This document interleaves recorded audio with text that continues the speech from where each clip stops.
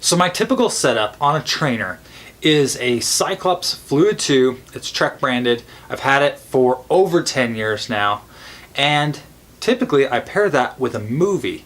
These days it's Netflix. I think in 2007 it was not Netflix. It was probably a laptop and a DVD. But typically that has been my trainer setup. Occasionally I may put in, some sort of training DVD and follow along with that. But I've always kept it pretty simple. Well, for the last few years, smart trainers have become really popular, and one website / app in particular that has become popular is Zwift. So Zwift allows you to compete against other people around the world at the same time on the cloud. And with smart trainers, the trainer is able to react to the terrain that you're riding in the virtual reality. So as you get to a hill, it gets harder. As you get to a descent, it gets easier. A few months ago, I had the opportunity to try out Zwift on a smart trainer. It was still a wheel-driven trainer, so not one of the most high-end trainers, but still I think maybe a $500 to $600 setup that I was able to borrow and try Zwift for a week. So in terms of a program, Zwift is pretty darn easy. You go through a couple of setup pages initially, and then every time you get into the app, you basically choose the route you want to go. The choice to compete in either specific races that they put on or specific workouts, or you can just free ride and kind of do it on your own. So you've got some options there in the software, but it's pretty simple. All right, so just piddling along here. Just wanted to give you guys my initial thoughts before I'm like totally out of breath. So just feel on the bike is pretty good. It says it's a 0% grade right now. You can see up in the upper right, and it definitely feels like that. It's really easy. It's not pushing me too hard. And yeah, just getting warmed up. As with any trainer though, you can hear it's pretty loud. That's this particular trainer. Definitely need to loop the chain on this old bike. But then of course, you're gonna need to have a fan. And so the noise level, even though it's gotten better, there's still gonna be plenty of noise. So it's helpful if you have a room that, isn't in with everybody else in the family. So yeah, and as soon as we hit that 1 to 2% grade, felt that immediately. I was just talking to you guys, wasn't really looking at the screen. It definitely got my attention. We're back to 0. And we're right back where we were, going nice and easy. So the in-game feel is really good, even with this, like last generation smart trainer. This definitely isn't the best of the best smart trainers. Still works really well. Yeah, you can definitely spend more money with a direct drive trainer, which I would probably personally do myself. Going downhill again, feeling a lot easier. But yeah, I would personally get a direct drive trainer myself. But if you really don't want to spend that much money, the wheel-driven trainers are a lot better in this smart version that I'm testing here than they used to be. So you definitely will still get a great workout in and have a really great experience if you go that route. So we got a rider up ahead, and it's telling me to close the gap. Now I started a little late, but we'll see if we can do that. It kind of eggs you on a little bit.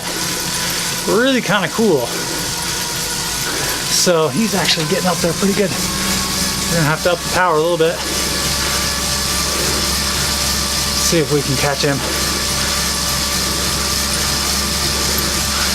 Going downhill is not my strongest suit for sure. Yeah, he's cruising, but as you can see, you can really put out a lot more power. Just by shifting up, you can really put the power down. There we go, got him. So, that's Peters, I guess. He was cruising. But with these, it's really not that bad. We can even bump it up a little bit.